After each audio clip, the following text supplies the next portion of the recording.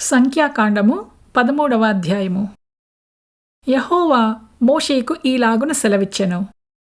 నేను ఇజ్రాయేలీయులకు ఇచ్చుచున్న కానాను దేశమును సంచరించి చూచుటకు నీవు మనుష్యులను పంపుము.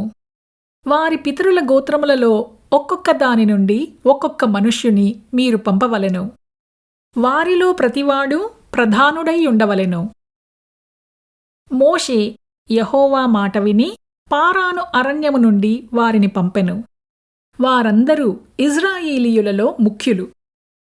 వారి పేర్లు ఏవనగా, రూబేను గోత్రమునకు జక్కూరు కుమారుడైన షమ్మూయ, షిమ్యోను గోత్రమునకు హోరీ కుమారుడైన షాపాతు, యూదా గోత్రమునకు యెఫున్నె కుమారుడైన కాలేబు, ఇశ్శాఖారు గోత్రమునకు యోసేపు కుమారుడైన ఇగాలు, ఎఫ్రాయిము గోత్రమునకు నూను కుమారుడైన హోషేయ, బెన్యామీను గోత్రమునకు రాఫు కుమారుడైన పల్తీ, జెబూలూను గోత్రమునకు సోరీ కుమారుడైన గదీయేలు, యోసేపు గోత్రమునకు అనగా మనష్షే గోత్రమునకు సూసి కుమారుడైన గదీ, దాను గోత్రమునకు గెమాలి కుమారుడైన అమ్మీయేలు, ఆషేరు గోత్రమునకు మికాయేలు కుమారుడైన సెతూరు, నఫ్తాలి గోత్రమునకు వాపెసీ కుమారుడైన నహబి, గాదు గోత్రమునకు మాకీ కుమారుడైన